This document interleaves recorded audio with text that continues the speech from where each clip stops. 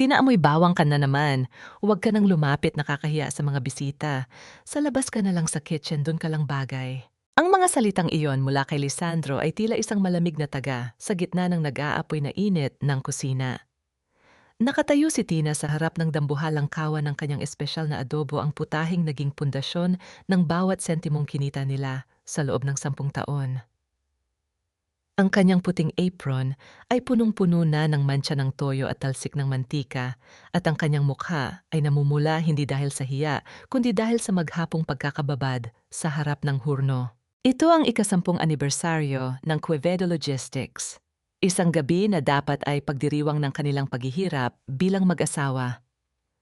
Ngunit habang umaalingaw-ngaw ang tunog ng mga mamahaling baso ng kristal sa kabilang panig ng pader, tanging ang singaw ng kumukulong pagkain ang kasama ni Tina. Dahan-dahang pumasok si Doña Imelda, ang kanyang biyenan, suot ang isang nagniningning na ternong gawa sa asul na sutla.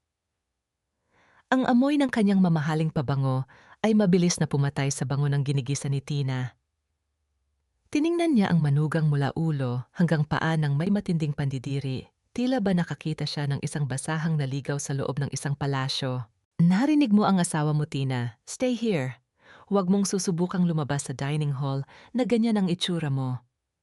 Baka isipin ng mga investors na kumuha kami ng cook mula sa bangketa. Ang sabi ng matanda bago dahan-dahang itinaas ang kanyang panyo upang takpan ang kanyang ilong. Make sure the food is perfect. Iyon lang naman ang pakinabang mo sa pamilyang ito. Hindi nakaimik si Tina. Ang bawat salita ay tila isang pako na ibinabaon sa kanyang pagkatao. Pinanood niya ang pag-alis ng kanyang biyenan. Ang bawat hakbang nito sa makintab na sahig ay tila isang sampal sa kanyang bawat sakripisyo. Pagkaran ng ilang sandali, narinig ni Tina ang boses ni Lisandro sa mikropono.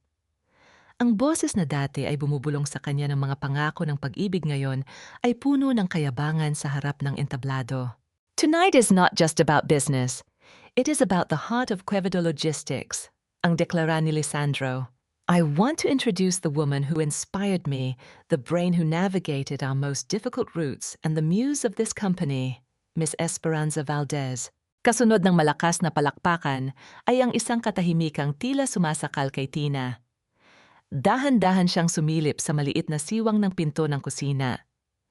Doon sa gitna ng entablado, nakita niya si Lisandro na nakahawak sa baywang ni Esperanza. Ang babae ay nagniningning sa isang pulang gown na tila ba hininga ng apoy sa gitna ng karangyaan. Isang matinding pait ang lumitaw sa lalamunan ni Tina.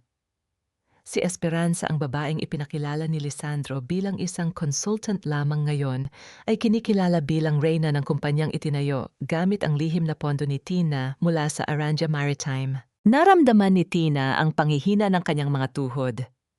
Lumakad siya patungo sa lababo kung saan nakatambak ang mga maruming plato at baso. Ang tubig na dumadaloy sa kanyang mga kamay ay hindi sapat para hugasan ang duming nararamdaman niya sa loob ng kanyang puso. Dahan-dahan niyang tiningnan ang kanyang gintong singsing sa daliri. Ang singsing na simbolo ng kanilang sumpaan noong mga panahong wala pa silang kahit ano, kundi ang karinderya sa Pasay. Sa isang mabigat na desisyon, dahan-dahan niyang hinubad ang singsing at inilapag ito sa tabi ng isang tumpok ng mga buto ng manok at tira-tirang pagkain. Hindi na ito ang tahanang binuo ko, ang pabulong na sabi ni Tina. Ang boses ay nabasag ng isang hikbing, pilit niyang pinipigilan. Lumabas si Tina sa likurang pintuan ng kusina para huminga ng sariwang hangin, ngunit ang kanyang mga paa ay tila dinala siya patungo sa madilim na bahagi ng garden.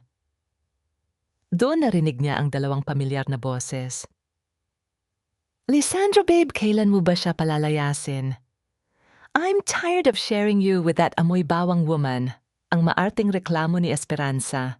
Huwag kang mainip, Esperanza. Malapit na.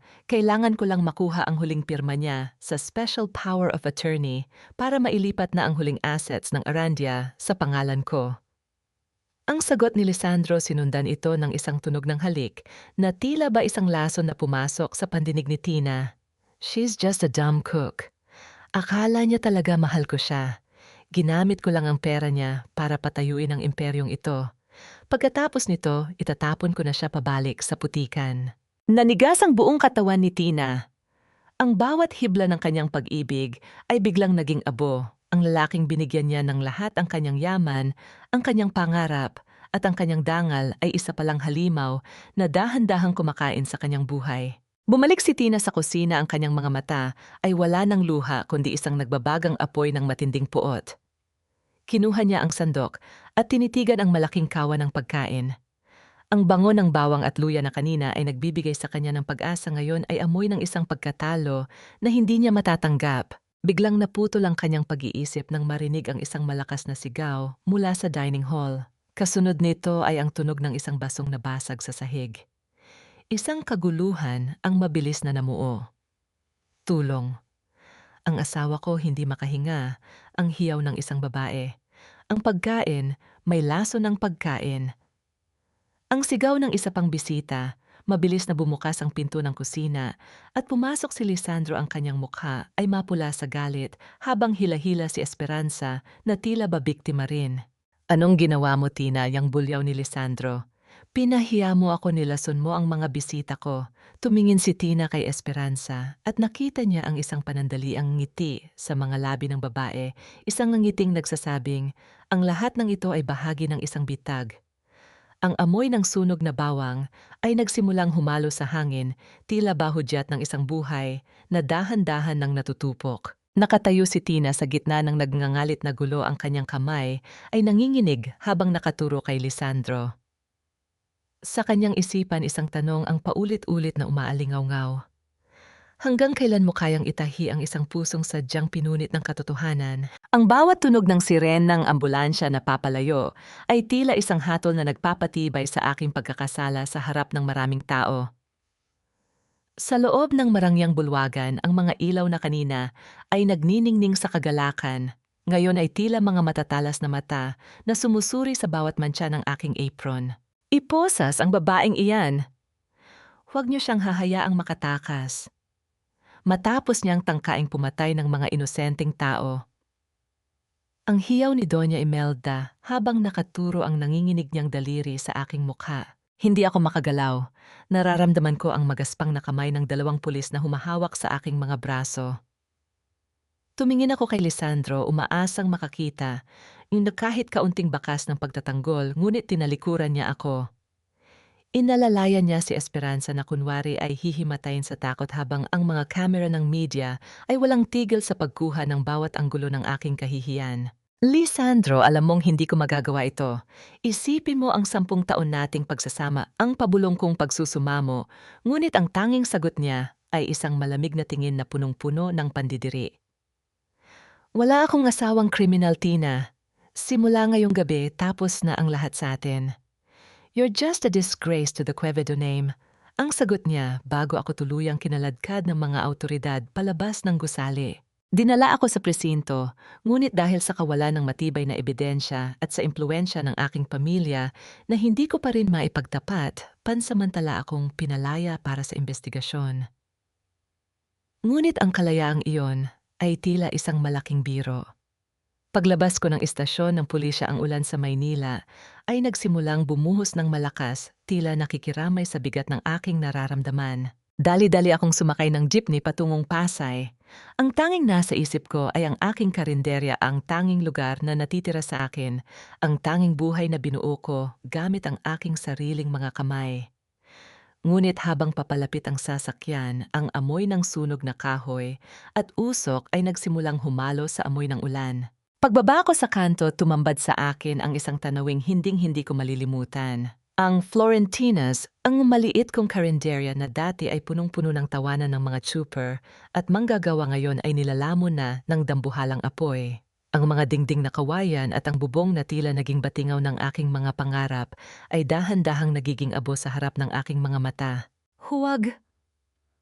Ang mga gamit ko, ang mga resibo ko, ang sigaw ko, habang tinatangkang sumugod sa nagbabagang istruktura, ngunit pinigilan ako ng mga bumbero. Sa gitna ng kaguluhan, napansin ko ang isang itim na sasakyan na nakatigil sa di kalayuan. Ang bintana nito ay dahan-dahang bumaba. Doon nakita ko si Lisandro at Esperanza. Hindi sila nakasuot ng lumbay. Sa halip, ang kislap ng tagumpay ay makikita sa kanilang mga mata. Itinaas ni Esperanza ang kanyang baso ng wine, tila ba nag-aalay ng isang toast para sa aking pagkawasak. Nang tuluyang mamatay ang apoy, wala nang natira, kundi ang itim na abo at ang amoy ng basang uling. Lumakad ako patungo sa aking tinutuluyang paupahang kwarto sa itaas ng karinderya, umaasang may maisasalba pa kahit isang piraso ng aking pagkatao. Ngunit pagdating ko sa pintuan, nakita ko ang aking mga lumang damit, ang aking mga gamit sa pagluluto, at ang retrato ng aking ama na nakatapon lahat sa putikan sa kalsada. Wala ka nang matitirhan dito, Tina. Ibinenta na ni Lisandro ang lupang ito sa akin at ang unang utos ko ay itapon ang lahat ng basura. Kabilang ka na roon. Ang boses ni Doña Imelda ay nanggaling sa likuran ko. Nakatayo siya roon, may hawak na payong na hawak ng kanyang bodyguard habang tinitingnan ang aking mga gamit sa putikan. Dahan-dahan kong nilapitan ang retrato ng aking ama na basag na ang salamin. Pinunasan ko ang dumi rito gamit ang aking nanginginig na palad. Sa sandaling yon naramdaman ko ang sagadsaring hapdi. Ninakawan nila ako ng dangal. Ninakawan nila ako ng kabuhayan at ngayon maging ang huling alaala ng aking pamilya ay niyurakan nila. Nakatayo ako sa gitna ng ulan, yakap ang basag na retrato habang ang bawat patak ng tubig ay humahalo sa aking mga luha. Ang Quevedo Logistics ay naitayo sa bawat patak ng aking pawis, ngunit ang iginanti nila ay ang sunugin ang tanging mundo na itinuring kong akin. Naramdaman ko ang pag-ikot ng aking paligid. Ang gutom, ang pagod at ang tindi ng emosyon ay tila sapat na upang tuluyan akong bumagsak. Ngunit bago pa man dumilim ang aking paningin, narinig ko ang isang mahinang tunog ng paghakbang sa tubig. Isang pamilyar na boses ang tumawag sa aking pangalan. Senyorita Tina, kayo po ba yan? Iyon ang huling tinig na narinig ko bago ako tuluyang nilamon ng kadiliman. Ang bawat paghinga ko ay tila may kasamang alikabok ng abo at pait ng kahapon.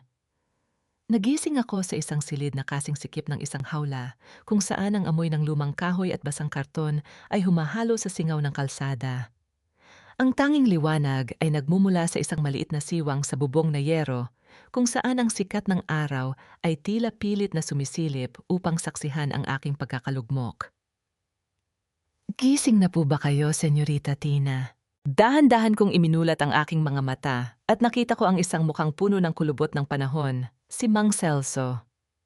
Isa siya sa mga pinakamatagal na super na kumakain sa aking karinderya, ang lalaking lagi kong binibigyan ng sobrang kanin dahil alam kong may pamilya siyang pinapakain sa probinsya.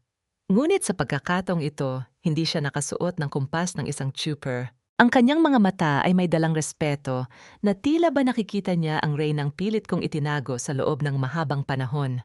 Mang Celso, nasaan ako? Ang pabulong kong tanong. Tuyot na tuyot ang aking lalamunan at ang bawat salita ay tila isang tinik na sumusugat sa aking lalamunan. Nasa likod po tayo ng garahe, senyorita. Huwag kayong mag-alala, ligtas po kayo rito. Hindi kayo hahanapin ni Lisandro sa lugar ng mga dukha. Ang sagot niya habang iniaabot sa akin ang isang baso ng maligamgam na tubig.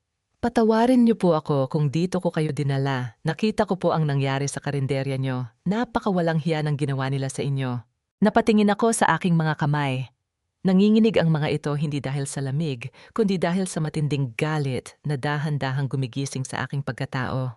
Naalala ko ang basag na retrato ng aking ama, ang apoy na lumalamon sa aking mga pangarap at ang tawa ni Esperanza na tila ba isang lason sa aking pandinig. Bakit niyo ako tinawag na Senyorita Mang Celso? Ang tanong ko habang nakatitig ng diretso sa kanyang mga mata. Huminga ng malalim ang matanda at dahan-dahang naupo sa isang maliit na silya. Nagtrabaho po ako sa Aranja Maritime noong panahon ng inyong ama, si Don Florentino. Kilala ko ang inyong mga mata, senyorita. Kahit balutin niyo pa ang inyong sarili ng apron at amoy ng bawang ang dugong Arandia, ay hindi kailanman maglalaho. Alam ko kung bakit kayo nagtago, ngunit hindi ko matanggap na ang anak ng taong tumulong sa amin ay ganito ang sasapitin sa kamay ng isang Lisandro Quevedo. Isang matinding katahimikan ang namayani sa pagitan naming dalawa. Ang tunog ng mga sasakyang dumadaan sa labas ay tila mga bulong ng isang mundong tinalikuran ko na. Ngunit sa gitna ng katahimikang iyon, may iniabot sa akin si Mang Celso, isang maliit na notebook na may mga mantsa ng grasa at langis.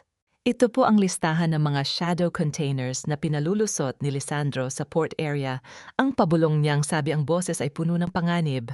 Ito ang mga kargamentong hindi dumadaan sa tamang papeles ng Aranja Maritime. Ginagamit nila ang pangalan ng kumpanya nyo para maghugas ng maruming pera. Matagal ko na itong iniipon, naghihintay lang ako ng tamang tao na pagbibigyan. Naramdaman ko ang mabilis na pagtibok ng aking puso. Ito ang unang piraso ng aking paghihiganti. Ang Quevedo Logistics ay itinayo sa aking puhunan, ngunit ang Aranja Maritime ang kaluluwang nais nilang nakawin. Isang golden moment ang namuo nang pumasok ang dalawa pang trooper sa silid, dala ang isang mangkok ng mainit na lugaw at 2 pirasong tuyo. Ma'am Tina, kumain na po kayo. Pasensya na po kung ito lang ang kaya namin. Kayo ang nagpakain sa amin noong wala kaming pera, ngayon naman po ay kami ang tatayo para sa inyo. Dahan-dahan kong isinubo ang malamig na kanin, ang bawat butil ay tila nagpapaalala sa akin ng lasa ng tunay na pamilya. Hindi ang mga taong nakasuot ng sutla ang aking mga kakampi, kundi ang mga taong may mga kamay na kasing dumi ng langis, ngunit may pusong kasing dalisay ng ginto. Sa bawat subo ko, dahan-dahang nabubuo ang isang panata sa aking isipan. Hindi na ako magugutom muli.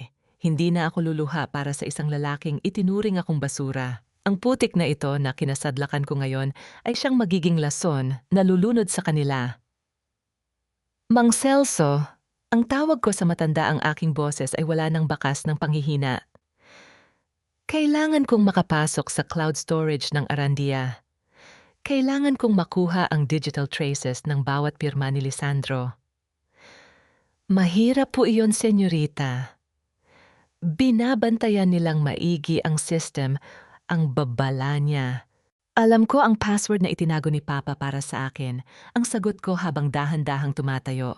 Darating ang araw, Lisandro, ang bawat kargamento ng Quevedo ay magiging sarili mong rehas sa kulungan. Habang pinagmamasdan ko ang papalubog na araw mula sa siwang ng bubong, isang matinding determinasyon ang bumalot sa aking puso. Ngunit sa likod ng aking isipan, isang tanong ang nananatili. Sino ang nag-utos sa manager kong si Nanay Sol na sunugin ang karinderya? May mas malalim pa bang traidor sa loob ng aking munting kaharian? Ang aking laban ay nagsisimula pa lamang at sisiguraduhin kong ang bawat hibla ng katotohanan ay sisiklab sa gitna ng dilim. Ang bawat hakbang ko sa masukal at maputik na eskinita ng Pasay ay tila paglalakad sa ibabaw ng nagbabagang uling. Ang amoy ng estero at nabubulok na basura ay humahalo sa anghang ng pait na nararamdaman ko sa aking dibdib. Sa likod ko, tahimik na sumusunod si Mang Celso. Ang kanyang mga mata ay laging nagmamasid sa bawat anino, tinitiyak na walang tauhan ni Lisandro ang nakabuntot sa amin. Senyorita, sigurado po ba kayo? Ang pabulong na tanong ni Mang Celso. Masyadong malapit ang bahay ni Nanay Sol sa dating karinderya. Baka mamukan kayo ng mga tao rito. Kailangan ko ang logbook, Mang Celso, ang sagot ko habang hinihigpitan ang pagkakahawak sa aking lumang panyo. Doon nakatala ang bawat kargamento na pinalusot ni Lisandro gamit ang pangalan ng Florentinas. Iyon ang tanging pisikal na ebidensya na hawak ko. Huminto kami sa tapat ng isang maliit na bahay na gawa sa pinagtagpi-tagping kahoy at yero. Ito ang tahanan ni Nanay Sol, ang babaeng itinuring kong kanang kamay, ang taong pinagkatiwalaan ko ng aking mga sikreto sa kusina at sa negosyo. Dahan-dahan kong itinulak ang pintong kahoy na lumikha ng isang mahinang tunog ng pag-itlog sa katahimikan ng gabi. Pagpasok ko, tumambad sa akin ang isang tanawing hindi ko inaasahan. Ang maliit na sala ni Nanay Sol na dati ay kupas at luma ngayon ay nagniningning sa bagong pintura. May malaking flat screen television sa gitna at sa ibabaw ng lamesa ay may mga mamahaling prutas na tila ba galing sa isang hotel. Nanay Sol ang tawag ko. Mula sa kusina lumabas ang matanda. Suot niya ang isang bagong duster na gawa sa mamahaling tela. Nang makita niya ako, ang kanyang mga mata ay nanlaki sa gulat at ang basong hawak niya ay dahan-dahang nalaglag mula sa kanyang nanginginig na kamay, lumikha ng isang matunog na pagkabasag sa semento. Tina, buhay ka? Ang pabulong niyang sabi, ang boses ay puno ng takot at hindi ng kagalakan. Nasaan ang logbook? Nay, ang sabi mo itatago mo yon sa ilalim ng sahig kung sakaling may mangyari, ang direktang tanong ko habang dahan-dahang lumalapit sa kanya. Umiwas ng tingin ang matanda. Napahawak siya sa kanyang bagong kwintas na ginto, isang kwintas na alam kong hindi niya kayang bilhin mula sa sahod niya sa karinderya. Tinawala na ang logbook, nasunog, kasama ng lahat. Sinungaling, ang malamig kong sagot. Ang sahig na pinagtataguan natin ay gawa sa semento sa ilalim ng cabinet mo. Hindi iyon maaabot ng apoy kung hindi sadyang kukunin. Biglang humagulgol si Nanay Sol at napaluhod sa aking harapan. Patawarin mo ako, Tina, binantaan nila ang buhay ng mga apo ko. Sinabi ni Esperanza na kapag hindi ko ibinigay ang logbook at kapag hindi ko sinilaban ang karinderya, hinding-hindi na nila ako makikitang muli. Naramdaman ko ang paghinto ng tibok ng aking puso. Ang taong itinuring kong ina, ang taong pinakain ko at pinagkatiwalaan, ay siya palang may hawak ng posporo na tumupok sa aking pangarap. Ang pait na nararamdaman ko ay tila isang lason na dahan-dahang kumakalat sa aking mga ugat. Isang golden moment ang namuo ng dahan-dahan kong inalalayan si Nanay Sol na tumayo. Hinawakan ko ang kanyang mga kamay na kasing gaskyu ng aking mga kamay sa pagtatrabaho. Nay, sa lahat ng taong tatalikod sa akin, ikaw ang huling inasahan kong gagawa nito. Ang pera ni Lisandro ay mauubos, pero ang dumi sa budhi mo ay mananatili habang buhay. Tinalikuran ko siya nang walang kahit anong galit, tanging isang nakabibinging kawalan lamang. Paglabas namin ni Mang Celso sa eskinita, naramdaman ko ang bigat ng mundo. Wala na ang logbook, wala na ang aking huling alas.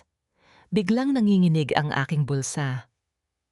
Ang aking lumang cellphone, ang cellphone na matagal ko nang hindi ginagamit, simula nang magpakasal ako kay Lisandro, ay biglang umilaw. Isang hindi kilalang numero ang tumatawag. Nanginginig kong sinagot ang tawag. Hello? Senyorita Florentina, ang boses sa kabilang linya ay seryoso at puno ng autoridad. This is Attorney Salvador from the Board of Directors of Arandia Maritime. We have been looking for you for months. Your father's final will and testament is about to be executed, and the board is demanding your presence.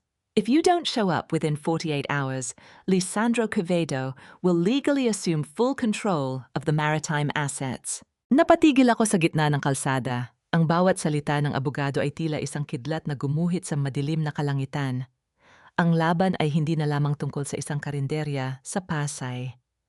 Ang buong imperyo ng aking ama ay nasa panganib na mapunta sa mga kamay ng taong sumira sa akin.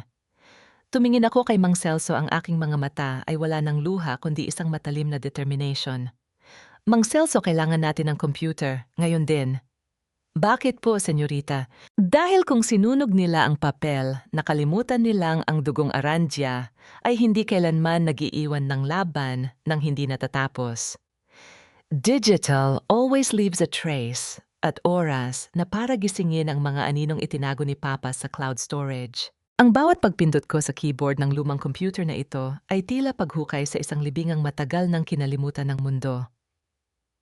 Sa gitna ng ingay ng mga batang naglalaro sa paligid at ang singaw ng init sa loob ng maliit na internet cafe na ito, nararamdaman ko ang muling pagkabuhay ng isang Florentina Arandia na hindi kayang patayin ng apoy o ng pagtataksil. Nakasandal si Mang Celso sa may pintuan ng internet cafe, pilit na ikinukubli ang kanyang muka sa ilalim ng suot na kupas na sombrero, habang matalas ang mga matang nagmamasid sa kalsada. Sa loob nakaupo si Tina sa harap ng isang monitor na may mga gasgas sa gilid. Ang amoy ng pawis usok ng sigarilyo at ang mainit na singaw mula sa mga unit ng computer ay humahalo sa kaba na namumuo sa kanyang dibdib. Dahan-dahang itinaas ni Tina ang kanyang mga kamay. Ang kanyang mga daliri ay nanginginig pa rin, may mga bakas ng sugat mula sa huling gabi ng pagtatrabaho sa karinderya. Hinaplos niya ang gilid ng mouse, tila ba kinukuha ang huling lakas na meron siya. Sa kanyang isipan, biglang bumalik ang huling bilin ng kanyang ama bago ito pumanaw. Sina ang yaman ay maaaring manakaw, pero ang impormasyon ay isang sandatang mananatili sa iyo habang buhay. Kung dumating ang araw na tinalikuran ka ng mundo, hanapin mo ang liwanag sa loob ng ulap. Ang tinig ni Don Florentino ay tila isang bulong na dumaan sa kanyang pandinig. Itinaas ni Tina ang kanyang paningin at itinipa ang address ng cloud storage ng Arandia Maritime. Pagkatapos ay huminto siya sa tapat ng login box. Ang bawat segundo ng pag-aalinlangan ay tila isang taon sa loob ng masukal na lugar na iyon. Gamit ang kanyang nanginginig na mga daliri, itinipa niya ang kanyang password, ang petsa ng kanyang kaarawan. Ang tanging bagay na sinabi ng kanyang ama na hindi niya dapat kalimutan. Isang golden moment ang namuo nang marinig ni Tina ang mahinang tunog ng pag-ikot ng processor ng computer kasunod ang paglabas ng isang asul na folder sa screen. Ang kanyang mga mata ay nanubig sa luha nang makita ang pangalang "Para kay Florentina" sa gitna ng monitor. Sa gitna ng lahat ng hirap at dumi ng kalsada, ang kanyang ama ay nag-iwan ng isang ligtas na kanlungan na hindi kayang abutin ng mga kamay ni Lisandro at Esperanza. Dahan-dahan niyang binuksan ang mga dokumento. Sa bawat scroll pababa, ang mukha ni Tina ay dahan-dahang nawawalan ng kulay. Hindi lamang simpleng logbooks ang nandoon. Nakita niya ang mga digital copies ng mga kontratang pinalusot ni Lisandro sa loob ng 3 taon. Ang bawat transaction, ang bawat ilegal na kargamento ng Quevedo Logistics ay may nakakabit na lagda. Diyos ko! Ang pabulong na sabi ni Tina, ang kanyang boses ay tila sinakal ng isang hindi nakikitang kamay. Anong problema, senyorita? Ang mahinang tanong ni Mang Celso habang lumalapit sa kanyang likuran. Tignan mo ito, Mang Celso. Itinuro ni Tina ang isang selyadong PDF file. Ang bawat loan na kinuha ni Lisandro para palakihin ang Quevedo Logistics, ang bawat utang niya sa mga dayuhang investors, lahat ay nakapangalan sa akin bilang principal guarantor. Ginamit niya ang mga dokumento ko sa Aranja Maritime para kumuha ng bilyon-bilyong pisong pondo. Naramdaman ni Tina ang biglang pag-ikot ng kanyang paligid. Ang katusuhan ni Lisandro ay mas matindi pa sa kanyang iniisip. Kung sakaling bumagsak ang kumpanya o kung sakaling mahuli ang mga ilegal na gawain nito, hindi si Lisandro ang makukulong. Si Tina ang lalabas na utak ng lahat. Siya ang magbabayad ng bawat sentimong ninakaw nito habang ang lalaki ay malayang tatakas kasama ang kanyang kabit. Ang bawat hibla ng kanyang puso ay tila hinihiwa ng katotohanang ang taong pinakasalan niya ay matagal na siyang inihanda para maging biktima. Ang pait ng kanyang sitwasyon ay tila isang dambuhalang alon na handang lumamon sa kanyang buong pagkatao. Ngunit sa gitna ng takot, naramdaman ni Tina ang isang malamig na apoy na nagsisimulang mag-alab sa kanyang mga ugat. Gusto mo akong maging kalasag, Lisandro? Gusto mo akong ibaon sa utang para hindi ako makalaban? Ang bulong ni Tina, ang kanyang mga mata ay naging kasing talim ng kidlat. Nakakalimutan mo na ang kalasag ay maaari ring maging matalas na sandata kapag binaliktad. Mabilis na nag-save si Tina ng mga kopya sa isang maliit na flash drive. Habang hinihintay ang pagtatapos ng pag-copy, nakakita siya ng isa pang folder na may markang Esperanza Valdez Offshore. Pagkabukas niya rito, lumabas ang mga ebidensya ng paglilipat ng pera patungo sa isang bangko sa Singapore, perang galing mismo sa mga kontratang pinirmahan ni Lisandro gamit ang pangalan ni Tina. Ang bawat click ng mouse sa ibabaw ng lamesa ay tila tunog ng mga pako na ibinabaon ni Tina sa kabaong ng mga taong nagtaksil sa kanya. Wala na siyang nararamdamang gutom o pagod. Ang tanging nananatili ay ang matinding pagnanais na makitang gumuguho ang turing ginto na itinayo sa kanyang mga sugat. Ang bawat salitang lumalabas sa iyong bibig ay tila mga uod na dahan-dahang kumakain sa huling alaala ng ating sumpaan. Akala mo ba ay madadaig mo ang aking paninindigan sa pamamagitan ng pagpaparamdam sa akin na ako ay walang halaga? Nakakalimutan mo, Lisandro, ang isang pusong itinapon na sa putikan ay wala na ring kinatatakutang dumi. Ang marahas na tunog ng pagsasara ng pinto ng mamahaling sasakyan ay tila isang hatol ng kamatayan na umalingaw-ngaw sa gitna ng maputik na kalsada ng Pasay. Nakatayo si Lisandro, ang kanyang sapatos, na gawa sa mamahaling balat, ay walang pakialam na tumatapak sa duming iniwasan ni Tina sa loob ng maraming taon. Ang kintab ng kanyang itim na SUV ay tila isang malaking sampal sa mga barong-barong na nakapaligid sa kanila, isang simbolo ng yaman na ninakaw mula sa katapatan ng isang asawa. Dahan-dahang lumapit si Lisandro kay Tina. May isang mapanuyang ngiti sa kanyang mga labi, ngunit ang kanyang mga mata ay nananatiling malamig at walang kahit anong bakas ng pagsisisi. Look at you, Tina. Ang panimula ni Lisandro, ang boses ay puno ng panunuya habang pinupunasan ang kanyang noo ng isang mamahaling panyo. Amoy estero at dugyot. Doon ka ba sa loob nagtatago sa gitna ng mga basurang gaya mo? How the mighty have fallen. From the queen of my kitchen to a rat in an internet cafe. Hindi kumibo si Tina. Hinigpitan niya ang pagkakahawak sa flash drive sa loob ng kanyang bulsa. Naramdaman niya ang matigas na plastic nito ang kanyang tanging sandata laban sa demonyong nasa kanyang harapan.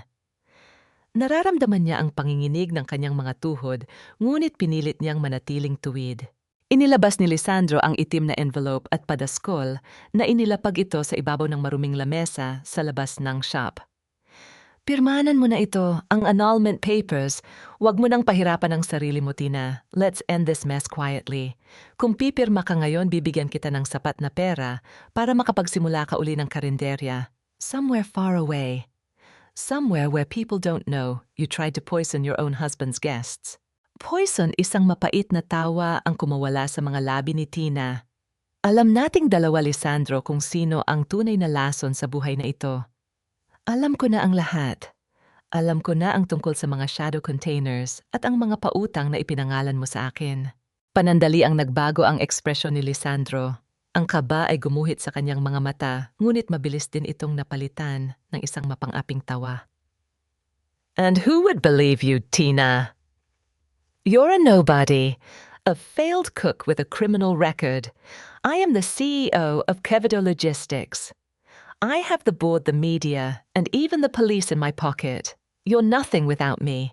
You were nothing when I found you, and you'll be nothing when I'm done with you. Isang golden moment ang namuo nang dahan-dahang humakbang si Tina patungo sa asawa. Hindi siya lumayo. Sa halip inilapit niya ang kanyang mukha sa mukha ni Lisandro sapat na upang maamoy ng lalaki ang bawang at pawis na dati ay kinasusuklaman nito. Masyado kang kampante, Lisandro. Ang pabulong na sabi ni Tina, ang bawat salita ay kasing talim ng labaha. Kung talagang wala akong kwenta, bakit kailangan mo pang magmakaawa para sa aking pirma? Bakit kailangan mo pang puntahan ang basurang tulad ko sa lugar na ito? Natatakot ka, hindi ba? Natatakot kang malaman ng Aranja Maritime na ang bawat barko mo ay lumulubog na sa sarili mong mga kasalanan. Marahas na hinawakan ni Lisandro ang balikat ni Tina, bumaon ang kanyang mga daliri sa manipis na tela ng damit nito. Don't test my patience, Tina. You will sign these papers whether you like it or not. I will make sure you rot in jail if you don't cooperate.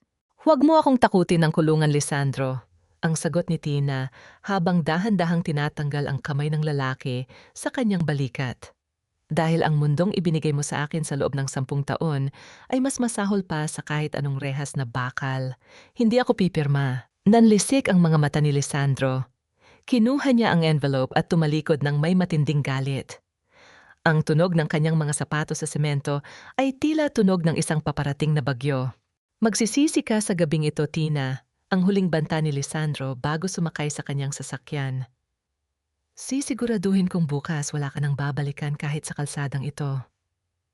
Habang humaharurot palayo ang itim na SUV na iwan ng usok at alikabok sa mukha ni Tina. Naramdaman niya ang mabilis na tibok ng kanyang puso, ngunit sa unang pagkakataon hindi ito dahil sa takot. Ito ay dahil sa adrenaline ng isang babaeng nagsisimula ng maningil. Tumingin si Tina sa flash drive sa kanyang palad. Darating ang araw, Lisandro, ang duming ito ang lulunod sa'yo. At sa oras na yon, hinding-hindi ako mag-aabot ng kamay para iligtas ka. Ang putik sa aking mga paa ay dahan-dahang tinutuyo ng hangin ng gabi, ngunit ang dumi sa aking puso ay hindi kayang hugasan ng kahit anong ulan. Sa bawat hakbang ko palayo sa lugar na itinuring kong kanlungan, nararamdaman ko ang pagbigat ng aking dugo, ang dugong bughaw ng mga arandya na matagal kong ikinubli sa ilalim ng telang koton at amoy ng bawang. Mabilis ang bawat hakbang ni Tina at Mang Celso sa pagitan ng naglalakihang mga container van sa port area. Ang tunog ng mga bakal na humihampas sa isa't isa dahil sa malakas na ihip ng hangin ay tila mga batingaw ng babala. Naririnig nila ang papalapit na tunog ng mga sapatos na humahakbang sa basang aspalto. Ang mga tauhan ni Lisandro ay hindi na lang nagmamanman, sila ay nangangaso na.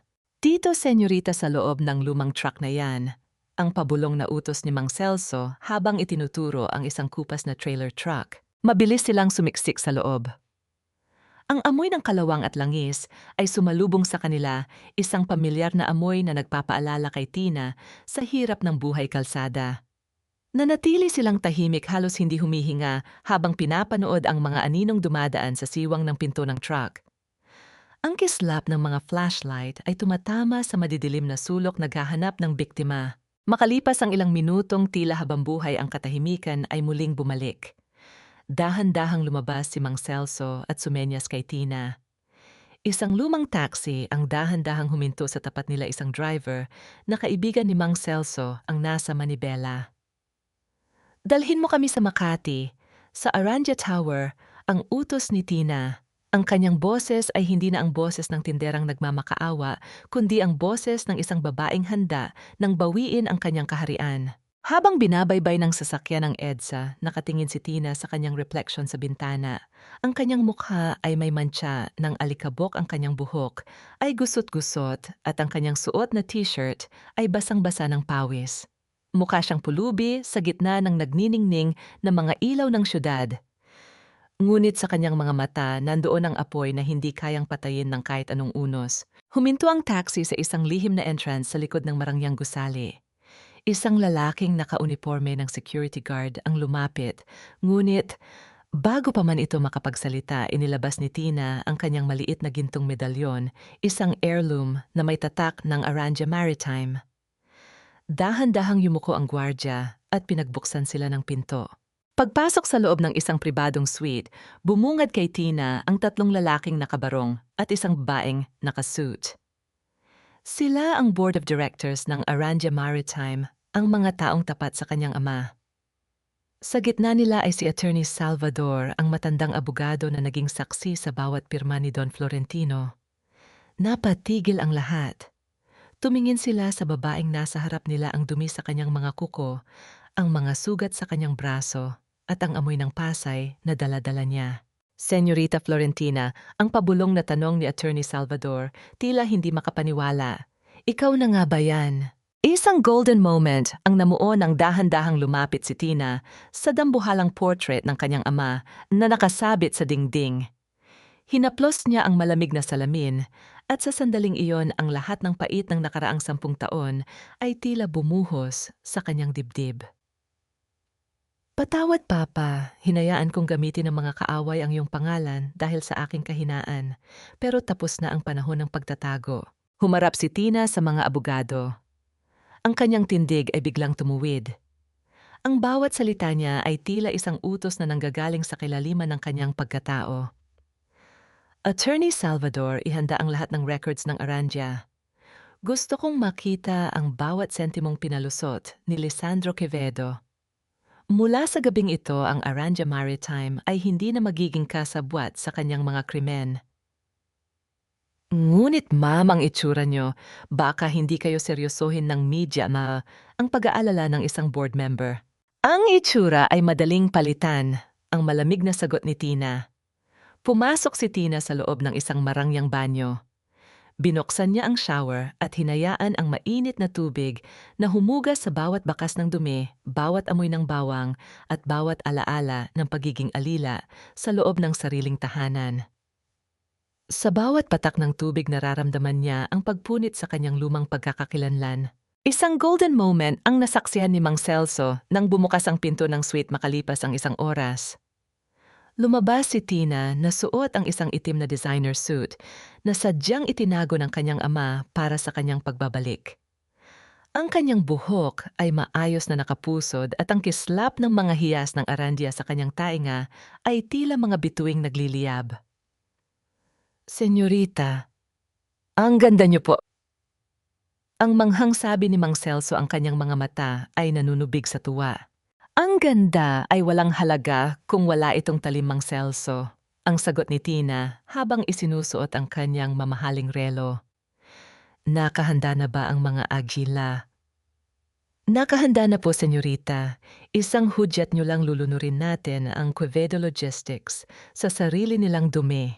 Nakatayo si Tina sa tapat ng malawak na salamin ng tower, nakatingin sa malayo kung saan naroon ang port area. Ang Quevedo Logistics ay tila isang maliit na laruan mula sa kanyang kinatatayuan. Sa kanyang isipan, nakikita na niya ang mukha ni Lisandro at Esperanza sa oras na malaman nilang ang babaeng itinapon nila sa kalsada ay ang mismong kamay na gugupit sa kanilang mga pakpak. Lisandro, binigyan kita ng pagkakataong mahalin ako bilang Tina, ang pabulong na panata ni Tina. Ngunit dahil mas pinili mo ang yaman, ibibigay ko sa iyo ang Florentina Arandia na kailanman ay hindi mo mapapantayan. Ang bawat titik na isinusulat ko sa papel na ito ay tila isang buto ng lason na sadyang itinatanim sa lupang tigang ng iyong kasakiman, Lisandro. Akala mo ay nakuha mo na ang aking pagsuko, ngunit hindi mo alam na ang bawat salitang patawad at pagtanggap ay ang siyang magsisilbing mitya ng iyong ganap na pagkawasak. Sa loob ng marangyang opisina ni Attorney Salvador, nakaupo si Tina habang pinagmamasdan ang dulo ng kanyang mamahaling fountain pen. Ang kislap ng ginto nito ay sumasalamin sa talim ng kanyang mga mata. Suot niya ang kanyang itim na blazer, ang tela ay kasing dulas ng kanyang mga plano. Wala na ang amoy ng bawang. Tanging ang amoy ng bagong limbag na dokumento at ang bango ng tagumpay ang bumabalot sa kanya. Sigurado po ba kayo rito, senyorita? Ang tanong ni Attorney Salvador habang hawak ang sulat na inihanda ni Tina. Napakalaking kargamento nito. Kapag nakuha ito ni Lisandro, lalakas ang kanyang posisyon sa international market. Huwag kang mag-alala, attorney. Ang malamig na sagot ni Tina. Alam ko kung gaano kabilis tumakbo ang isang asong gutom kapag nakakita ng karne. Ibibigay mo ito kay Mang Celso. Siguraduhin niyang makakarating ito kay Lisandro nang walang nakakaalam na nanggaling ito sa toring ito. Isang oras ang lumipas sa marangyang opisina ng Quevedo Logistics Padaskol na ibinagsak ni Lisandro ang kanyang mga paa sa ibabaw ng lamesa. Sa tabi niya si Esperanza ay abala sa pag-aayos ng kanyang pulang lipstick habang nakatingin sa salamin. Ang katahimikan ay bumasag nang pumasok ang isang tauhan, dala ang isang puting envelope. "Sir, may sulat po galing kay Tina," ang sabi ng tauhan. Mabilis na inagaw ni Lisandro ang sobre. Habang binabasa niya ang laman ng isang mapanuyang ngiti, ay dahan-dahang gumuhit sa kanyang mga labi. "Sabi ko na nga ba, Esperanza?" Ang tawa ni Lisandro, ang boses ay puno ng kayabangan. "Susuko rin ang babaeng iyan."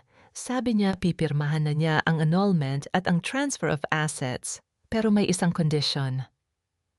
Gusto niya ng separation pay, isang huling shipment ng Arandia Maritime na siya ang magdidikta ng ruta.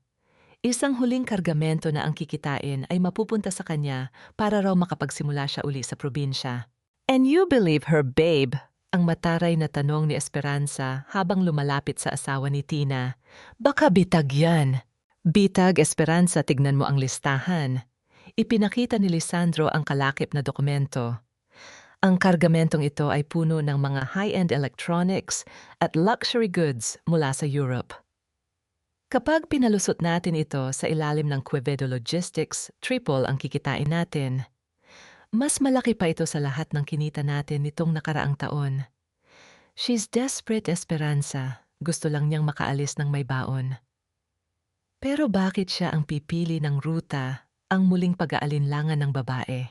Dahil alam niya ang mga butas sa Arandia, ang sagot ni Lisandro habang nagsasalin ng wine. Gusto niyang umiwas sa mga legal na dadaanan para mabilis ang pera. "This is it, Esperanza." Ito ang gagamitin nating leverage para makuha ang tiwala ng mga international investors sa susunod na linggo. Sa wakas, malilinis na natin ang pangalan ng Quevedo gamit ang huling nakaw na yaman ng mga Arandia. Isang golden moment ang naganap sa kabilang panig ng syudad. Habang nagdiriwang ang mga taksil, si Tina ay nasa loob ng isang maliit na kwarto sa gilid ng pantalan. Nakatayo siya sa harap ng isang luma at kalawanging timbangan ng bigas, isang alaala mula sa kanyang karinderya. Dahan-dahan niyang hinaplos ang magaspang na bakal habang suot ang kanyang designer suit. Ang contrast ng kanyang marangyang anyo at ng lumang gamit ay tila isang paalala na hindi niya kailanman tatalikuran ang kanyang pinanggalingan. "Para sa bawat platong nilabhan ko habang pinagtatawanan niyo ako," ang pabulong na sabi ni Tina sa hangin. "Ito ang magiging huling putahe na ihahain ko sa inyo."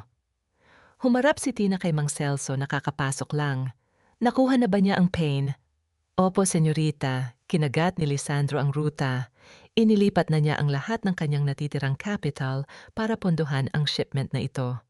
Ubos ang pondo ng Quevedo Logistics kapag hindi ito nakarating sa destinasyon. Good! Ang sagot ni Tina, ang kanyang mga mata ay nanlilisik sa ilalim ng malamig na ilaw. Hindi alam ni Lisandro na ang rutang pinili ko, ang Ruta Nobyembre, ay ang rutang kasalukuyang nasa ilalim ng Special Task Force Oplan Bacal ng Bureau of Customs.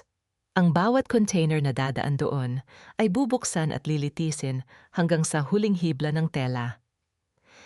Sir, nagsimula na pong gumalaw ang mga truck, ang balita ni Mang Celso. Tumingin si Tina sa malawak na dagat. Ang tunog ng mga alon na humahampas sa pampang ay tila isang mabilis na tibok ng puso ng isang mangangaso. Ang kargamentong iyon ay hindi lamang electronics.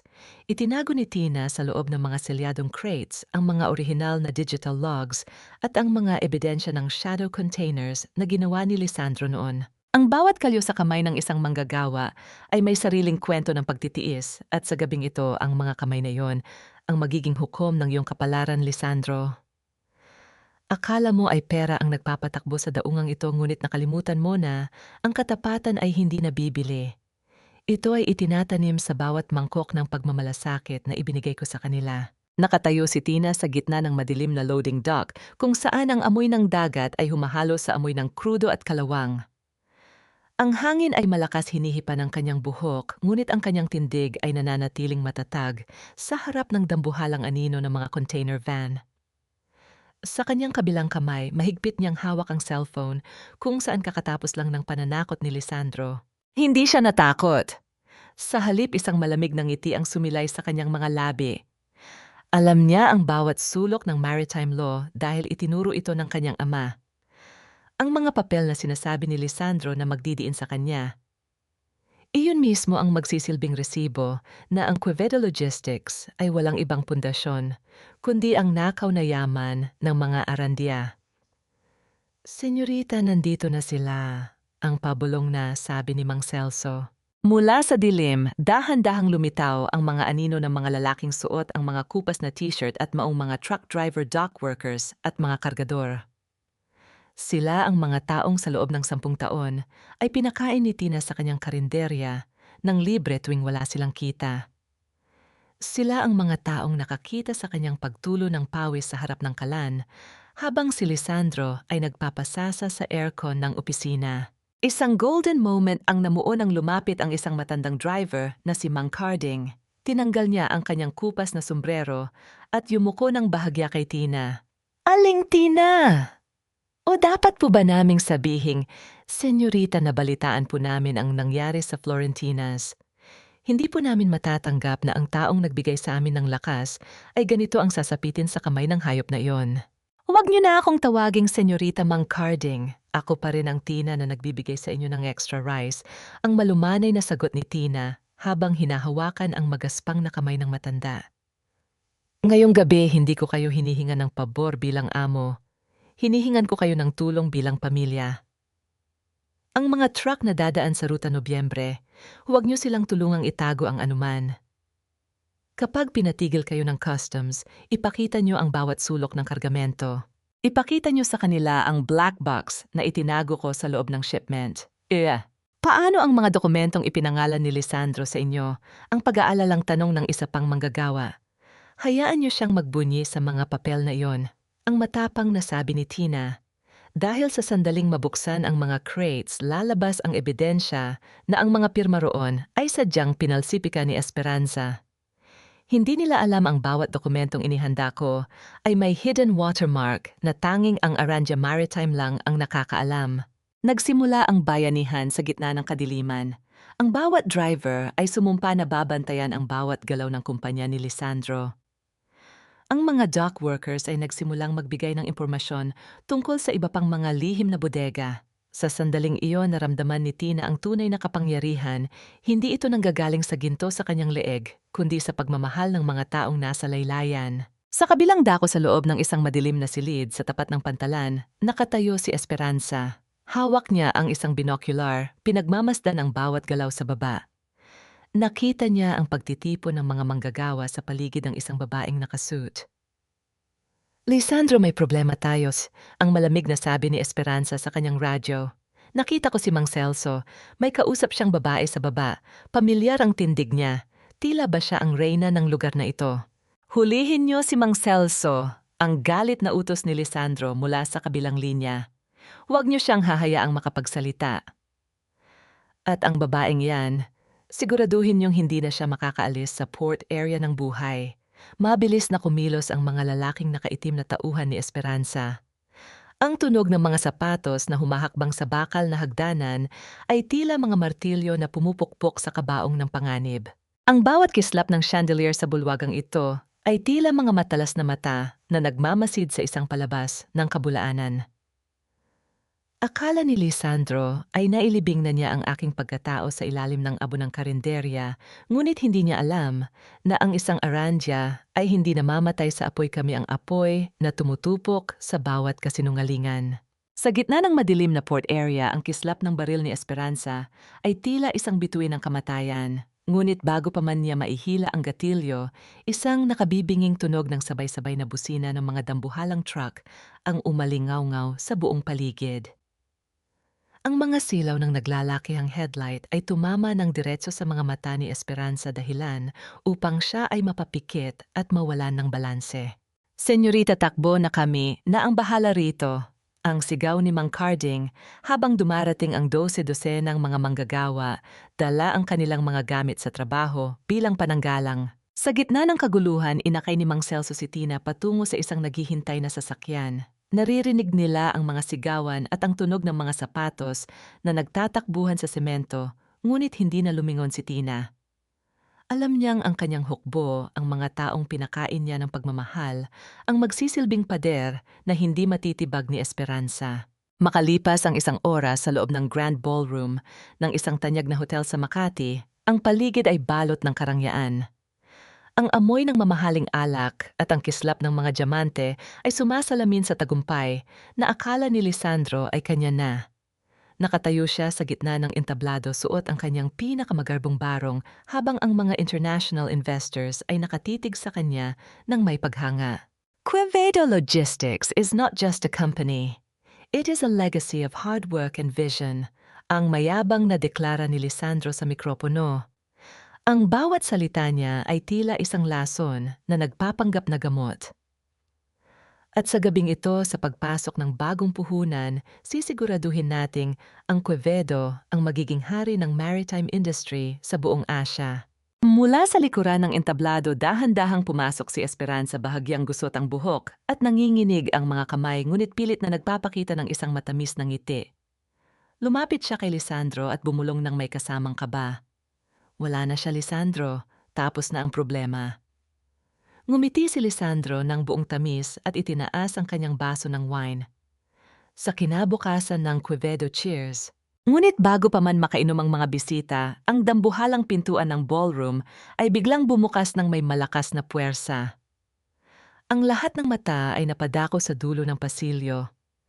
Isang nakabibinging katahimikan ang bumalot sa buong silid na tila ba ang bawat chandelier ay tumigil sa pag-indayog. Doon sa gitna ng liwanag, nakatayo ang isang babaeng tila binihisa ng mismong gabi. Suot niya ang isang elegante at simpleng itim na terno na gawa sa pinakamahal na sutla ng arandya. Ang kanyang tindig ay matayog, ang kanyang mga mata ay nagniningning sa talim na kailanman ay hindi nakita ni Lisandro. Ang bawat hakbang niya sa makintab na sahig ay lumilikha ng isang matatag at seryosong tunog na tila ba isang paghatol na papalapit. "Tinais," ang pabulong na sabi ni Lisandro. Ang kanyang baso ay dahan-dahang nadulas mula sa kanyang kamay at nabasag sa sahig, lumikha ng isang matunog na pagkakalansing na bumasag sa katahimikan. Dahan-dahang lumapit si Tina sa harap ng entablado. Hindi siya tumingin sa mga investors, hindi siya tumingin sa media. Ang kanyang paningin ay nakapako lamang sa lalaking 10 taon niyang minahal. At 10 taon din siyang nilanlang. "Masyado ka yata naging kampante sa iyong talumpati, Lisandro." Ang boses ni Tina ay malinaw, puno ng awtoridad na nanggagaling sa kailaliman ng kanyang pagkatao. "Nakalimutan mo yata na ang imperyong ipinagmamayabang mo ay itinayo sa ibabaw ng aking mga sugat at sa bawat sentimong kinuha mo mula sa aking pamilya." Security. Ilabas ang babaeng ito. She's an intruder. Ang hiyaw ni Doña Imelda mula sa front row ang kanyang mukha ay namumula sa galit at takot. Ngunit walang gwardyang gumalaw. Sa likuran ni Tina lumitaw si Attorney Salvador at ang Board of Directors ng Arandia Maritime. Hinarap ni Tina ang mga camera ng media na ngayon ay abala na sa pag-record ng bawat segundo. I am Florentina Arandia Quevedo, the sole heiress of Arandia Maritime. Ang deklara niya ang bawat salita ay tila isang kidlat na gumuhit sa ballroom. And you, Lisandro Quevedo, are just an employee I am about to fire. Ang bawat pader na itinayo mo gamit ang nakaw na bato ay dahan-dahang guguho sa harap ng iyong mga mata, Lisandro. Akala mo ay sapat na ang ginto upang tabunan ang baho ng iyong budhi. Ngunit nakalimutan mo na ang katotohanan ay tila tubig na sadyang humahanap ng siwang upang lulunod sa iyo sa gitna ng iyong kasakiman. Ang katahimikan sa loob ng Grand Ballroom ay naging kasing bigat ng tingga habang ang lahat ng mata ay nakapako sa naglalakihang screen sa likuran ni Lisandro. Kitang-kita sa live feed ang pagbubukas ng task force o plan bakal sa mga selyadong crates. Sa halip na mga mamahaling electronics ang bumungad sa kanila, ay mga itim na pakete ng bawal na kargamento, at din sa ibabaw ng mga ito ay maayos na nakapatong ang isang asul na folder. Hindi totoo yan. Isang malaking frame-up ito. Ang pasigaw na sabi ni Lisandro ang kanyang boses ay nanginginig at pumipyok sa tindi ng takot. Ang asawa ko, si Tina, ang nag-utos ng shipment na yan, siya ang pumili ng ruta, may sulat siyang ibinigay sa akin bilang patunay. Isang mapait na tawa ang kumawala sa mga labi ni Tina habang dahan-dahan siyang umaakyat sa entablado. Ang kislap ng mga spotlight ay tumatama sa kanyang itim na terno na tila ba binibigyan siya ng isang banal na liwanag sa gitna ng kadiliman ng kumpanya. Masyado ka ng desperado, Lisandro. Ang boses ni Tina ay kalmado, ngunit puno ng talim. Ang sulat na sinasabi mo, basahin mong muli ang bawat titik. Dahil ang bawat pirma mo sa mga dokumentong kasama ng shipment na yan ay may nakatagong digital watermark na tanging ang Arandia Maritime lamang ang makakadecode. Ipinapakita nito ang eksaktong oras at lokasyon kung kailan mo pinirmahan ang mga ilegal na kontrata sa loob ng iyong opisina kasama si Esperanza. Mabilis na tumingin si Lisandro kay Esperanza na noon ay pilit na gumagapang patungo sa gilid ng entablado upang tumakas.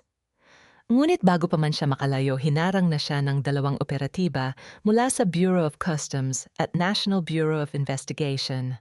Bitawan niyo ako! Wala akong kinalaman dito. Si Lisandro ang utak ng lahat. Ang hiyaw ni Esperanza, ang kanyang mukha ay nabalutan na ng matinding kahihiyan habang ang mga kamera ng media ay walang tigil sa pagkuha ng bawat anggulo ng kanyang pagkawasak. Dahil sa galit, mabilis na tumayo si Doña Imelda mula sa kanyang kinauupuan. Ang kanyang mukha ay namumula tila ba puputok ang kanyang mga ugat sa tindi ng galit. Sumugod siya patungo sa entablado at itinaas ang kanyang kamay upang sampalin si Tina. Walang hiya kang labandera ka, sinira mo ang anak ko. Sinira mo ang aming pangalan, ang bulyaw ng matanda. Ngunit bago pa man dumampi ang palad ni Doña Imelda sa pisngi ni Tina, mabilis na nahuli ng huli ang pulso ng kanyang biyenan. Ang hawak ni Tina ay mahigpit, isang pagpapakita ng lakas na hinubog ng 10 taong pagtitiis at pagtatrabaho sa karinderya. Isang golden moment ang nasaksihan ng lahat nang dahan-dahang ilapit ni Tina ang kanyang muka kay Doña Imelda. Ang kamay na ito ang nagpakain sa inyo sa loob ng 10 taon, Nay Imelda. Ang bawat butil ng kanin na kinain nyo, ang bawat gamot na ininom nyo, ay galing sa pawis ng babaeng tinawag ninyong dugyot. Huwag nyo nang susubukang dungisan uli ang aking dangal dahil ang Quevedo Logistics na ipinagmamayabang nyo ay isa na lamang abong dahan-dahang hinihipan ng hangin. Binitawan ni Tina ang kamay ng matanda nang may pandidiri. Napaupo si Doña Imelda sa sahig ng entablado, ang kanyang nagniningning na terno ay tila nawala ng kintab sa harap ng katotohanan. Lumapit ang mga opisyal kay Lisandro at dahan-dahang pinalibutan ang kanyang mga pulso ng malamig na bakal. Ang tunog ng pagpihit ng mga posas ay tila musika sa pandinig ni Tina, isang tunog na naghuhudyat ng kalayaan mula sa 10 taong bilangguan ng maling pag-ibig. Tina, please, mag-usap tayo. Ang pagsusumamo ni Lisandro ang kanyang mga mata ay puno na ng luha ng isang talunan. Tinitigan siya ni Tina ng huling sandali. Wala na tayong dapat pag-usapan, Lisandro. Sabi mo noon, doon lang ako bagay sa kitchen. Tama ka. Dahil sa kusinang iyon, natutunan ko kung paano maghiwa ng mga bulok na bahagi bago ito makahawa sa kabuuan. At ngayong gabi, ikaw ang bahaging kailangan ko nang itapon. Habang kinakaladkad si Lisandro at Esperanza palabas ng ballroom, naramdaman ni Tina ang isang kakaibang gaan sa kanyang dibdib. Ang dambuhalang tore ng kasinungalingan ay tuluyan ng gumuho. Ang mga international investors na kanina ay nakikipagkamali kay Lisandro ngayon ay isa-isang lumalapit kay Tina upang humingi ng paumanhin at mag-alay ng bagong pakikipagtulungan. Ngunit hindi sila ang mahalaga kay Tina. Ang kanyang paningin ay nakatuon sa pintuan kung saan nakatayo si Mang Celso at ang iba pang mga tsuper nakangiti at may mga matang puno ng paghanga. Ang hustisya ay tila isang malalim na karagatan. Maaaring matagal bago lumitaw ang katotohanan mula sa kailaliman, ngunit sa sandaling humupa ang bagyo, ang bawat labi ng nakaraan ay sadyang itatapon ng mga alon sa dalampasigan. Akala ko ay sapat na ang makita silang nakaposas, ngunit ang tunay na kapayapaan ay nagsisimula lamang kapag ang huling bakas ng kanilang kasakiman ay tuluyan ng nabura. Nakatayo si Tina sa tapat ng dambuhalang pintuan ng mansyon ng mga Quevedo. Sa labas, ang sikat ng hapon ay tumatama sa karatula ng bangko na nakadikit sa pader, foreclosed. Ang bahay na ito na itinayo mula sa bawat sentimong ninakaw ni Lisandro sa Aranja Maritime ay isa na lamang hungkag na gusali na naghihintay na lisanin. Dahan-dahan siyang pumasok sa loob. Ang amoy ng mamahaling wax at aircon ay napalitan na ng amoy ng alikabok at kalungkutan. Sa gitna ng malawak na sala, nadatnan niya si Doña Imelda. Nakaupo ang matanda sa sahig sa tabi ng mga sako at karton na punong-puno ng kanyang mga gamit. Wala na ang kanyang nagniningning na mga hiyas. Ang kanyang buhok ay gusot at ang kanyang mga mata ay tila mga balon ng kawalan. Nang marinig ang yabag ni Tina, dahan-dahang tumingala ang matanda. Ang kislap ng galit sa kanyang mga mata ay naglaho na pinalitan ng isang nakakaawang anyo ng pagsusumamo. "Nariyan ka na pala, Tina," ang pabulong na sabi ni Doña Imelda. Ang kanyang boses ay paos tila isang tuyong dahon na hinihipan ng hangin. "Nandito ka ba para panoorin ang huling sandali ng aking kahihiyan? Nandito ka ba para bawiin ang lahat?" "Nandito ako dahil sa utos ni Attorney Salvador," ang mahinahong sagot ni Tina. Nilapitan niya ang matanda ngunit nanatiling nakatayo ng tuwid. Ang bawat piraso ng muebles, ang bawat dekorasyon sa bahay na ito ay pag-aari na muli ng Arandia. Ayon sa dokumentong nahanap sa vault ni Lisandro, pinilit niyang papirmahan kay Papa ang isang proxy power of attorney, habang ang tatay ko ay nag-agaw buhay sa ospital. 10 taon na ang nakalilipas. Lisandro didn't just steal the company. He manipulated my father's final moments. Humagulgol si Doña Imelda at tinakpan ang kanyang mukha. "Hindi ko alam ang tungkol doon, Tina. Patawarin mo ako. Nabulag ako sa yaman na ibinigay ng anak ko." Isang golden moment ang namuo nang kumuha si Tina ng isang basong tubig mula sa mesa at inabot ito sa matanda. Sa kabila ng lahat ng panlalait at pagpapahirap ni Doña Imelda, hindi galit ang naramdaman ni Tina, kundi isang malalim na awa para sa isang taong ang tanging yaman ay ang kanyang kayabangan. Nay Imelda, ang mansion na ito ay kukunin na ng mga awtoridad bukas. Ang sabi ni Tina, ang boses ay puno ng kapayapaan. Wala na kayong matitirhan. Ang mga kaibigan nyo sa club, ang mga investors na kinakaibigan nyo, lahat sila ay tinalikuran na kayo. Saan ako pupunta, Tina? Wala akong kahit isang barya sa aking pangalan, ang hikbi ng matanda. Dahan-dahang kumuha si Tina ng isang maliit na calling card mula sa kanyang bag. Inilapag niya ito sa nanginginig na palad ni Doña Imelda. Ito ang address ng itatayo niyang bagong Florentinas. Ang Florentinas ay laging bukas para sa mga taong gustong magbago, ang sabi ni Tina. Kailangan ko ng tagahugas ng plato sa community kitchen na itatayo ko sa Pasay. Hindi ito marangya at tiyak na amoy bawang ang buong paligid. Pero doon matututunan nyo kung paano kumita ng perang hindi nabahiran ng dugo at luha ng iba. If you want a place to stay and a way to earn your meal, you know where to find me. Natigilan si Doña Imelda. Tinitigan niya ang card pagkatapos ay ang mga kamay ni Tina na ngayon ay malinis at maayos, ngunit may tatag na hindi matitibag. Sa sandaling iyon, ang huling kuta ng kanyang kahambugan ay tuluyan ng gumuho. Paglabas ni Tina ng mansyon, huminto siya sa tapat ng kanyang sasakyan at tumingin sa langit. Ang amoy ng dagat mula sa malayo ay tila nagdadala ng isang pamilyar na tinig. Naalala niya ang huling sulyap ni Lisandro sa likod ng rehas kanina bago siya pumunta rito. Bakit, Tina, bakit hindi mo na lang ako pinatay sa port area? Ang tanong ni Lisandro sa kanya sa loob ng selda. Dahil ang kamatayan ay isang madaling takasan, Lisandro, ang sagot ni Tina sa kanya habang nakatitig sa kanyang mga posas. Gusto kong mabuhay ka ng matagal. Gusto kong makita mo ang bawat tagumpay ng Aranja Maritime mula sa loob ng iyong selda. Gusto kong malaman mo na ang babaeng tinawag mong Uod ay ang siyang magpapaangat sa pangalang pilit mong binura. Habang sumasakay si Tina sa kanyang sasakyan, iniabot ni Attorney Salvador ang isang lumang itim na leather wallet, ang pitaka ng kanyang ama na nahanap din sa vault. Binuksan ito ni Tina at doon sa gitna ng mga kupas na litrato, nakita niya ang isang nakatuping liham na hindi pa nabubuksan. Ang kanyang mga daliri ay nanginginig habang binabasa ang unang linya. Para sa aking mahal na Tina, kung binabasa mo ito, alam kong nahanap mo na ang iyong lakas, ngunit may isang huling lihim akong itinago para sa iyong kaligtasan. Mayroon kang kapatid, Tina. Isang kapatid na matagal ko nang itinago sa ibang bansa upang hindi siya madamay sa gulo ng Arandia. Napatigil ang tibok ng puso ni Tina. Ang tagumpay na akala niya ay ganap na ay isa lamang palang simula ng isang bagong paglalakbay. Isinara niya ang pitaka at tumingin sa malayo kung saan ang mga barko ng Arandia ay dahan-dahang naglalayag patungo sa abot tanaw. Mang Celso, ituloy natin ang biyahe, ang utos ni Tina. Saan tayo, senyorita? Sa Pasay, may kailangan pa tayong lutuin. Ang amoy ng ginigisang bawang sa dapit hapong ito ay hindi na lamang samyo ng isang putaheng ihahain sa hapagkainan. Ito ang bango ng aking muling pagkabuhay, isang paalala na kahit anong tindi ng apoy na tumupok sa iyong kahapon, laging may natitirang abo na maaaring pagmulan ng isang mas matatag na pundasyon. Ang bagong Florentinas sa Pasay ay hindi na lamang isang maliit na karinderya na gawa sa tagpi-tagping yero.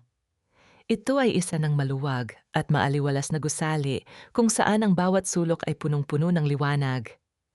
Sa itaas ng pintuan ng karatula ay nagniningning Florentina's Community Kitchen and Arandia Legal Center. Dito ang bawat manggagawa ay hindi lamang binubusog ang sikmura, binibigyan din sila ng boses at proteksyon laban sa pang-aapi.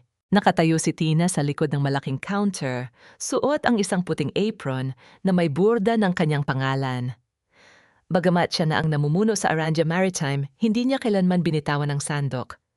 Para sa kanya ang pagluluto ay ang sining ng paghihilom. Isang golden moment ang nasaksihan ng mga suking trooper nang mapadako ang tingin ni Tina sa dulo ng kusina sa tapat ng lababo.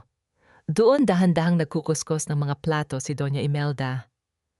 Wala na ang kanyang mga mamahaling alahas at ang kanyang mapang-aping tindig.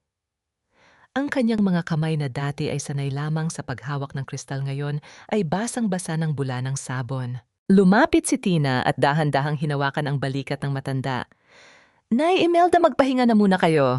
Kanina pa kayo rito. Tumingala ang matanda at sa unang pagkakataon, nakita ni Tina ang isang dalisay na luha sa kanyang mga mata. Hindi luha ng galit, kundi luha ng pasasalamat. Salamat, Tina. Salamat dahil sa kabila ng lahat, hindi mo ako hinayaang mabulok sa kalsada. Ang pagpapatawad ay hindi isang mabilis na proseso. Ito ay tila isang mahabang biyahe sa karagatan na puno ng malalaking alon. Ngunit sa sandaling iyon naramdaman ni Tina na ang bigat na daladala niya sa loob ng 10 taon ay tuluyan ng tinangay ng agos. Napatawad na niya si Lisandro at Esperanza, hindi dahil sa karapat-dapat sila, kundi dahil karapat-dapat ang kanyang puso sa kapayapaan. Biglang tumunog ang kampana sa may pintuan. Pumasok ang isang lalaking may matayog na tindig, suot ang isang simpleng polo shirt. Ang kanyang mga mata ay tila salamin ng mga mata ni Don Florentino. Huminto siya sa harap ni Tina at dahan-dahang inilabas ang isang lumang litrato mula sa kanyang bulsa, ang kapareha ng litratong nahanap ni Tina sa pitaka ng kanyang ama. Florentina, ang pabulong na tanong ng lalaki, ang kanyang boses ay puno ng panginginig. Nabitawan ni Tina ang hawak niyang tela. Sa sandaling iyon, ang huling hibla ng lihim ng kanyang ama ay tuluyan ng nabuhol. Hindi na siya nag-iisa. Ang kanyang pamilya ay hindi na lamang binubuo ng mga tapat na trooper at dock workers. Ngayon meron na siyang kadugo na handang tumulong sa kanya sa pagpapatakbo ng Aranja Maritime. Lumabas si Tina sa harap ng karinderya at tumingala sa langit. Ang araw ay dahan-dahan nang lumulubog sa Manila Bay, nag-iiwan ng kulay kahel at gintong liwanag sa abot-tanaw. Nakita niya ang mga barko ng Arandia na payapang naglalayag sa malayo. Ang buhay ni Florentina Arandia ay tila isang malaking kargamento, mabigat puno ng panganib at dumaan sa matinding bagyo. Ngunit sa huli ang pinakamahalagang destinasyon ay hindi ang trono sa itaas ng tore, kundi ang pagbabalik sa lugar kung saan nagsimula ang lahat, dala ang isang pusong mas matatag at isang dangal na kailanman ay hindi na mababahiran ng mantsa. Ang biyahe ay tapos na, ang reyna ay nakauwi na. Tiyunka.